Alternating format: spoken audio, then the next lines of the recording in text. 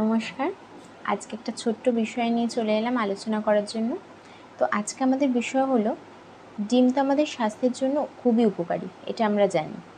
কিন্তু ডিম আমাদের স্কিনের জন্য ঠিক কতটা ভালো? হ্যাঁ, তবে ডিম খাওয়ার ফলে আমাদের স্কিনে কী কী উপকার হয় সেটা নিয়ে আজকে কিন্তু আমাদের আলোচনা। তো সেক্ষেত্রে বলবো, ডিম আমাদের স্বাস্থ্যের জন্য যতটা ভালো, আমাদের স্কিনের জন্য কিন্তু খুবই উপকারী। একটা মাঝারি সাইজের ডিমে 6 গ্রাম মতো প্রোটিন থাকে, ফলে কিন্তু ডিমকে প্রোটিনের একটা ভালো উৎস বলা যেতে পারে। এছাড়া ডিমে সমস্ত রকমের অ্যামাইনো অ্যাসিড সঠিক মাত্রায় রয়েছে, ফলে কিন্তু ডিম আমাদের কোষ গঠনে সাহায্য করে বা সেল জেনারেট করতে সাহায্য করে।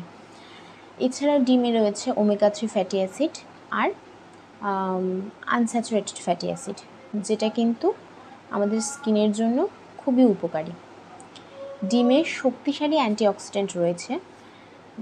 ডিমের কুসুমে রয়েছে লিউটিন এবং জিয়াজান্থিন নামক শক্তিশালী দুটো অ্যান্টিঅক্সিডেন্ট, যেটা কিন্তু আমাদের স্কিনকে আলট্রাভায়োলেট রশ্মি থেকে রক্ষা করতে সাহায্য করে। এছাড়াও ডিমের এই যে বাদবাকি প্রপার্টিসগুলো বললাম, সেগুলোর মধ্যে ডিম কিন্তু খাওয়ার ফলে রোজ যদি আমরা আমাদের ডায়েটে একটা গোটা ডিম রাখি, ফলে কিন্তু আমাদের স্কিন অনেক নরম হাইড্রেটেড থাকে। এছাড়াও কিন্তু স্কিন অনেক মজবুত হয়।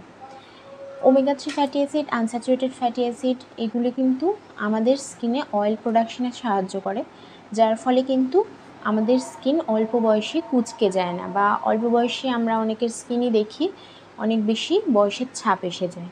তো এই আনস্যাচুরেটেড ফ্যাটি অ্যাসিড এবং ওমেগা 3 ফ্যাটি অ্যাসিডগুলো ইনটেক করার ফলে কিন্তু আমাদের স্কিনকে অ্যান্টি এজিং প্রপার্টিসগুলো যে রয়েছে, সেগুলো কিন্তু আমাদের স্কিনকে বয়সের ছাপ পড়া থেকে বাঁচাতে রক্ষা করে।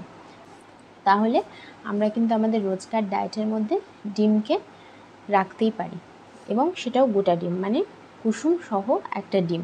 অবশ্যই বাদবাকি আপনার স্বাস্থ্যের দিকে খেয়াল রাখতে হবে যে আপনার আর কোনো শারীরিক সমস্যা আছে কিনা, যেটাতে আপনি ডিমের কুসুমটা খেতে পারেন কিনা।